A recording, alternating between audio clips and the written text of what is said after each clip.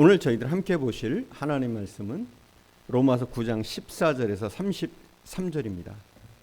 그런즉 우리가 무슨 말을 하리요? 하나님께 불의가 있느냐? 그럴 수 없느니라. 모세에게 이르시되 내가 궁휼히 여길 자를 궁휼히 여기고 불쌍히 여길 자를 불쌍히 여기리라. 그런즉 원하는 자로 말미암음도 아니요 다른 박질하는 자로 말미암음도 아니요 오직 긍휼히 여기시는 하나님으로 말미암음이니라. 성경이 바로에게 이르시되 내가 이 일을 위하여 너를 세웠으니 곧 너로 말미암아 내 능력을 보이고 내 이름이 온 땅에 전파되게 하려 함이라 하셨으니 그런즉 하나님께서 하고자 하시는 자를 긍휼히 여기시고 하고자 하시는 자를 완악하게 하시느니라. 혹 내가 내게 말하기를 그러면 하나님이 어찌하여 허물하시느냐? 누가 그 뜻을 대적하느냐 하리니 이 사람아 내가 누구이기에 감히 하나님께 반문하느냐? 지음을 받은 물건이 지은 자에게 어찌 나를 이같이 만들었느냐 말하겠느냐? 토기장이가 진흙 한 덩이로 하나는 귀히 쓸 그릇을 하나는 천히 쓸 그릇을 만들 권한이 없느냐? 만일 하나님이 그의 진노를 보이시고 그의 능력을 알게 하고자 하사 멸하기로 준비된 진노의 그릇을 오래 참으심으로 관용하시고 또한 영광 받기로 예비하신 바 긍휼의 그릇에 대하여 그 영광의 풍성함을 알게 하고자 하셨을지라도 무슨 말을 하리요? 이 그릇은 우리니 곧 유대인 중에서뿐 아니라 이방인 중에서도 부르신 자니라. 호세야 그래도 이르기를 내가 내 백성 아닌 자를 내 백성이라 사랑하지 아니한 자를 사랑한 자라 부르리라. 너희는 내 백성이 아니라 한 그곳에서 그들이 살아계신 하나님의 아들이라 일컬음을 받으리라. 또 이사야가 이스라엘에 관하여 외치되 이스라엘 자손들의 수가 비록 바다의 모래가 들지라도 남은 자만 구원을 받으리니 주께서 땅 위에서 그 말씀을 이루고 속히 시행하시리라. 또한 이사야가 미리 말한 바 만일 만군의 주께서 우리에게 씨를 남겨두지 아니하셨더라면 우리가 소돔과 같이 되고 고모라와 같았으리로다. 함과 같으니라. 그런즉 우리가 무슨 말을 하리요? 의를 따르지 아니한 이방인들이 의를 얻었으니 곧 믿음에서 난 의요 의의 법을 따라간 이스라엘은 율법에 이르지 못하였으니 어찌 그러하냐? 이는 그들이 믿음을 의지하지 않고 행위를 의지함이라. 부딪힐 돌에 부딪혔느니라. 기록된 바 보라 내가 걸림돌과 거치는 바위를 시온에 두노니 그를 믿는 자는 부끄러움을 당하지 아니하리라. 함과 같으니라. 우리가 개인적으로 전도하다 보면 아무리 복음을 전해도 믿지 못하고 깨닫지 못하는 사람들을 종종 만나게 됩니다.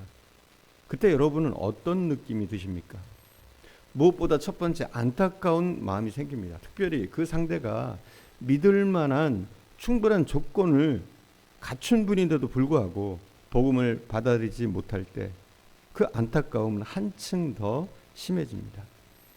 예를 들어서 대대로 예수를 믿는 가정, 크리스찬 전통을 가지고 있는 그런 가정의 분이거나 또 자신의 부모나 조부모는 다 크리스찬이고 미션 스쿨 출신이고 사회적인 지위도 퍽 괜찮고 성경도 알고 창성도 알고 있는데 영 예수 그리스도를 영접하지 않는 분들이 있습니다.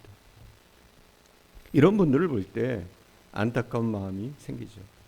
그런데 바울 사도가 당시에 자기 민족인 이스라엘 백성들을 보았을 때 바로 그런 안타까운 심정이 들었을 겁니다. 왜냐하면 로마서 9장 4절에서 5절에서 사도 바울은 이스라엘 백성들이 가지고 있었던 종교적인 특권에 대해서 언급했습니다. 그럼에도 불구하고 대부분의 이스라엘 백성들이 그리스도를 거절하고 믿지 않고 있었습니다. 그러니 바울 사도가 얼마나 안타까운 심정이었겠습니까?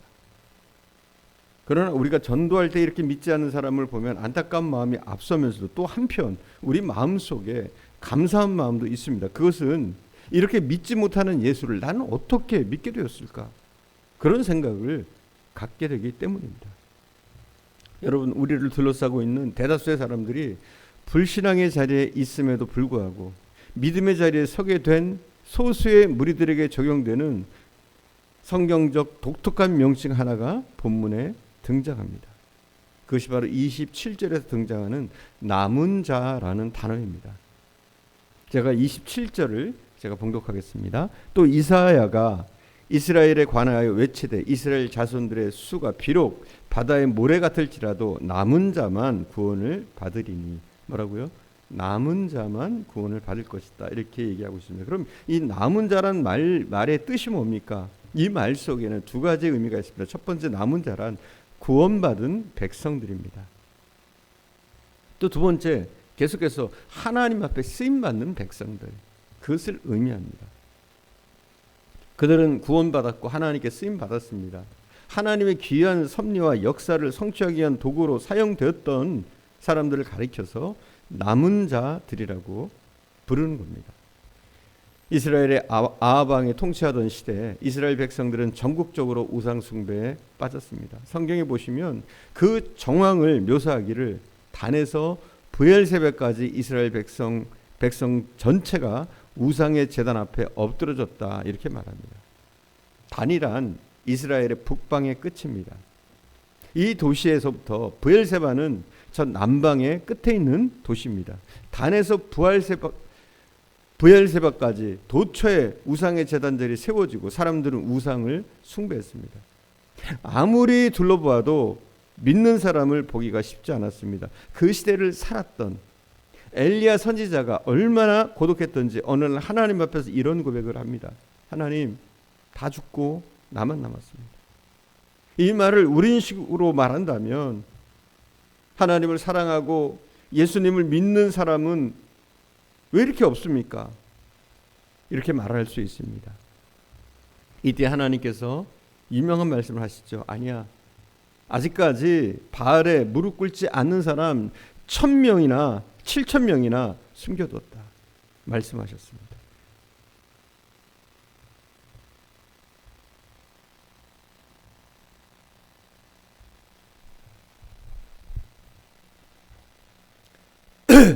레디 고! 이스라엘의 아합 왕이 통치하던 시대 이스라엘 백성들은 전국적으로 우상 숭배에 빠졌습니다. 성경에 보시면 그 정황을 묘사하기를 단에서 브엘세바까지 이스라엘 백성들이 우상의 제단 앞에 엎드러졌다, 이렇게 말합니다. 단이란 이스라엘의 북방 끝입니다. 또 브엘세바는 전 남방의 끝에 있는 도시입니다. 그러니까 단에서 브엘세바까지 도처에 우상 숭배로 물들었다는 것은 전국적으로 우상이 판을 치고 있었다는 것이죠. 그 시대를 살고 있었던 엘리야 선지자는 얼마나 안타깝고 고독했든지 어느 날 하나님 앞에 이런 고백을 합니다. 하나님, 저만 남았습니다. 하나님, 저만 남았습니다. 이 말을 들은 하나님께서 그에게 말씀하십니다. 엘리야야, 바알에 무릎 꿇지 않은 자들을 지금 이 시대에도 내가 7,000이나 숨겨뒀다 말씀하십니다. 바로 이들을 가르쳐서 남은 자라고 말할 수 있습니다. 이스라엘 백성들이 바빌론에서 포로 생활할 때 이들은 점진적으로 이방 문화에 동화되면서 신앙을 떠나기 시작했습니다. 대부분의 이스라엘 백성들이 여호와 하나님을 망각하고 이방 문화와 전통과 종교 속에 물들어가고 있었을 때에도 여호와 하나님을 경외하고 해당을 세워서 율법을 읽고 하나님은 반드시 우리에게 새날을 주신다고 믿고 있었던 사람들이, 그런 사람들이 있었습니다. 바로 이들을 남은 자라고 불렀던 겁니다. 드디어 포로 생활이 끝났을 때 바로 이 남은 자들이 그들의 고향 땅에 돌아와서 성전을 재건하고 새로운 역사를 창조하는 도구로 쓰임을 받습니다. 이들을 남은 자라고 불렀던 것입니다. 사랑하는 여러분, 오늘 이 시대도 우리가 이 남은 자의 반열에 참여해서 인생을 살 수 있다는 사실이 얼마나 큰 축복인지 모릅니다. 여러분은 남은 자 속에 끼어 있다고 믿으십니까?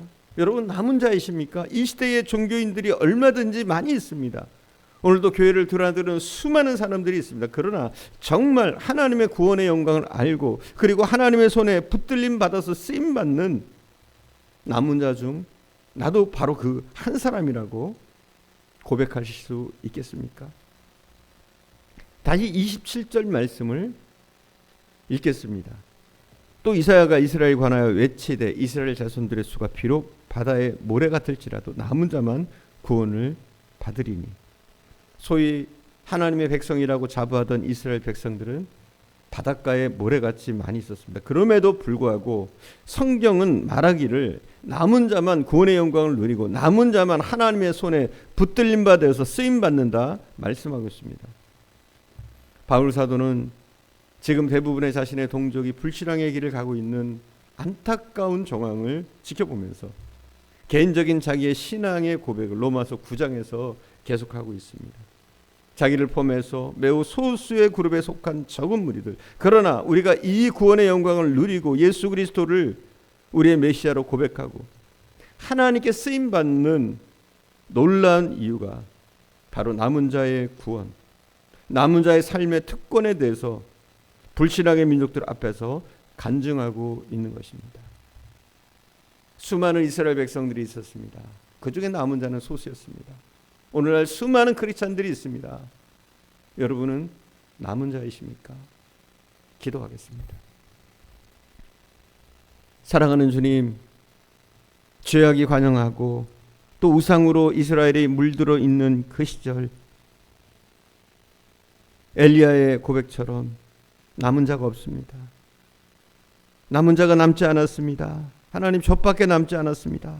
이렇게 고백할 때 7절이나 숨겨두셨다고 말씀하신 그 남은 자가 바로 나이기를 원합니다. 바로 우리이기를 원합니다. 이 시대가 악하고 죄악이 관영하지만 점점 타락의 길로 가고 있지만 그럼에도 불구하고 심히 연약한 바로 나를, 바로 우리들을 남은 자로 세워주옵소서. 우리가 이 시대의 복음의 횃불을 들게 하시고 이 시대의 복음을 지키게 하시고 복음으로 이 땅을 변화시키는 그런 남은 자들이 되어줄 수 있도록 주님 인도하옵소서. 오늘도 함께 하신 주님께 감사드리며 우리 구주 예수님의 이름으로 기도드립니다. 아멘.